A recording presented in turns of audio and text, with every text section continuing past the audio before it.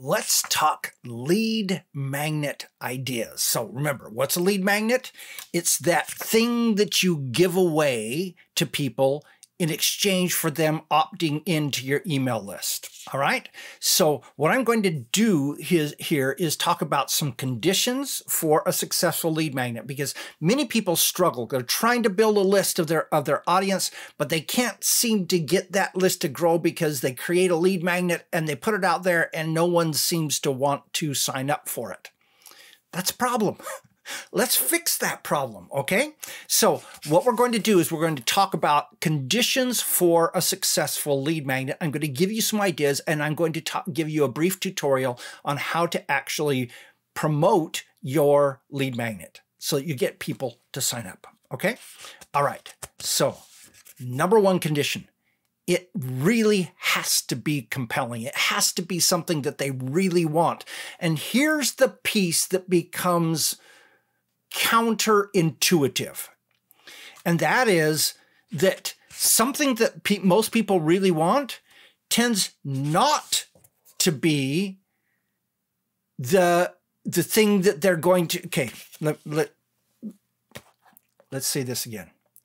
The thing that people really want tends not to be the general description of how to blank, how to build a business online, how to lose weight, how to meditate and so that you don't fall asleep. Those kinds of big picture things tend not to work in lead magnets.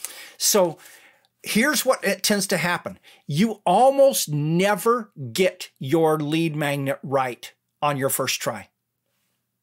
Sorry, because there's a lot of counterintuitive things going on with what works versus what doesn't work. My rule, you should plan on creating 30 of them. And I know that sounds incredibly overwhelming. Don't worry. You're not writing 95-page PDFs for each one of these things. You're writing 4 to 6 pages. That's it. You're giving them one specific thing. So answering, as I said, answering the big questions almost never works. Basically, what you want is something specific that not everyone else is giving away, that everyone struggles with. Okay? And that the people who are actually doing this thing that you're trying to help them do recognize is a problem in their life. So instead of how to lose 30 pounds, you give them the one food that's making you fat. Or you give them the 3-minute exercise to get rid of love handles. Now, I'm not an expert, a weight loss expert, so some of you just probably cringed with those things that I just told you. But that's the kind, I wanted to give you an example that everyone recognizes, okay? Not how to lose 30 pounds. Everybody's trying to give that away. Everybody's trying to sell that. There's thousands of blog posts and YouTube things about that. But very few people are talking about the one food that makes you fat, or do this one exercise for 3 hours at 3 minutes a day, not 3 hours, 3 minutes a day to start getting rid of your love handles. All right. So that's the kind of thing that becomes compelling because they're specifics. They're things that people, number one, believe that people will actually give away for free. And number two, are actually interested in receiving because it's not what everyone else is giving away. All right. Number two condition. It doesn't have to be a written report. We tend to focus on written reports because, very frankly, that's what we've been doing in this industry for 15 years. But it can be a video or a series of videos. Hey, I'm going to give you an 8-minute video that will show you the one exercise that will help you, if you do it 3 minutes a day, will help you eliminate your love handles. Boom. Okay. Or it can be an audio, like a meditation. Or here are the 6 highlights from my podcast for the last 3 years. It can be a graphic, like an infographic that helps them to understand something. It can be templates. So here are 9 amazing lead page templates. Sign up for them. Here you go. 9 of them. Okay. All right. It can be swipe files. Here's introductory email sequence. Here's a sales page. Here's a contract that you can use with your outsourcers. Here's an agreement that you can make with your partner to help keep from spending too much money. All those things are valuable things that people will definitely sign up for. It can be a training series, like a series of, hey, I'm going to give you a 4-part series to teach you how to blank. It can be a course. Now, one warning, courses worked really well about 12 years ago to give away as opt-in incentives. What we find is that they're not as compelling anymore. I think it's because people want fast results. They want to do one thing, not have to take this 5-part course or 6-week course or whatever it is. It can be a webinar. It can be a free consultation, a one-on-one consultation. By the way, in many areas, this is the leading opt-in incentive that you can give away. Okay? Just think about that. You don't have to go write a bunch of stuff. Just offer them a 20-minute, 30-minute consultation. And you do that right, you can sell on the other end of that, and it can make you a lot of money.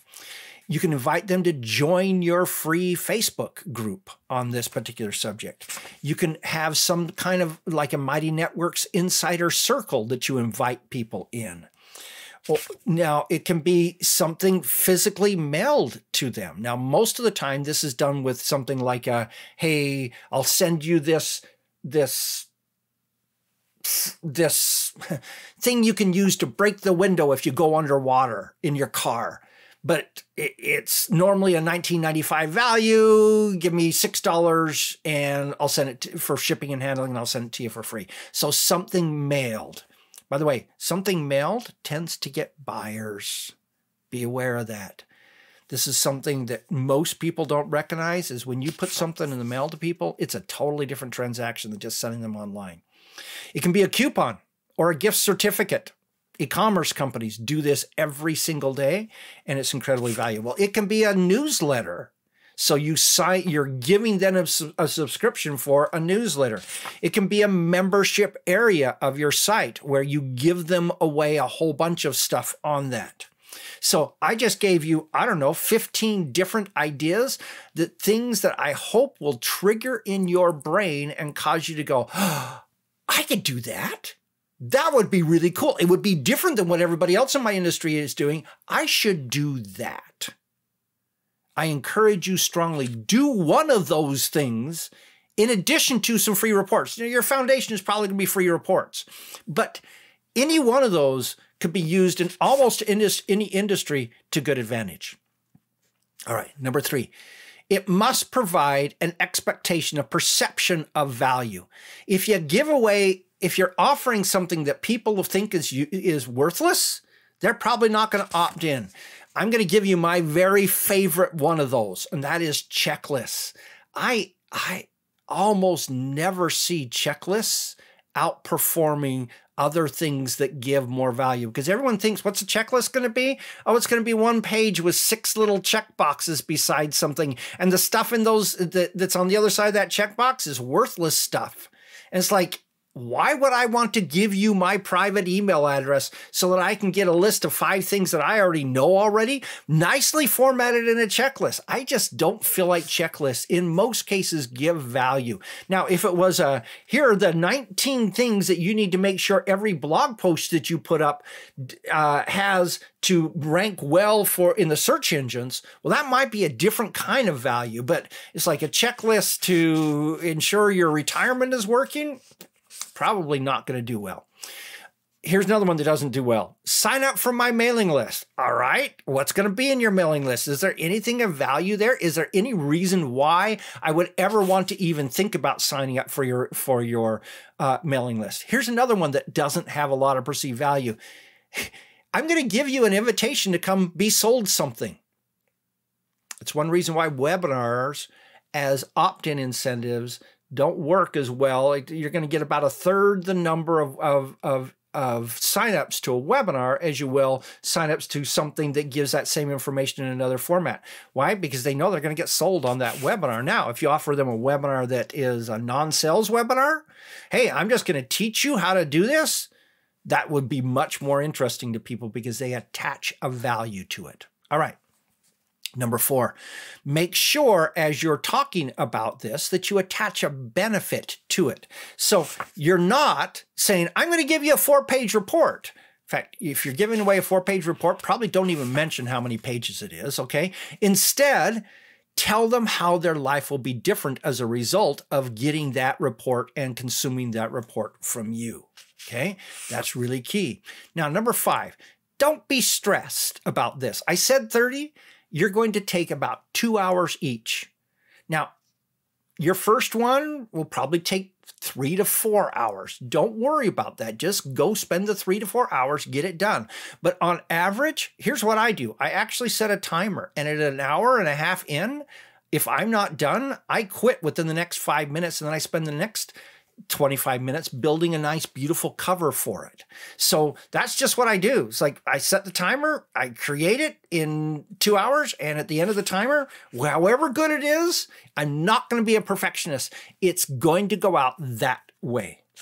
I recommend you just do, hey, 2 hours, do 1 per week, and in 30 weeks, you'll have 30 of them. You'll have one that's going to work. Because here's the thing that happens. The reason why we do 30 is because the first one's not going to work. Neither is the second. The third one probably won't work either. It's somewhere around number 22 that you get one that really goes, that becomes viral, that people just love, that they're opting in like crazy to get. The problem is the only way you can get to 22 is to write 21 of them before you get there. And it might be 18, it might be 28, it might be lucky. You might get there at number 6, but whatever happens, don't quit. Just keep doing them.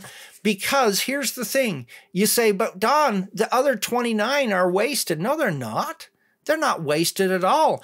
They're still valuable to people. It's just that they weren't compelling enough to be able to get opt-ins.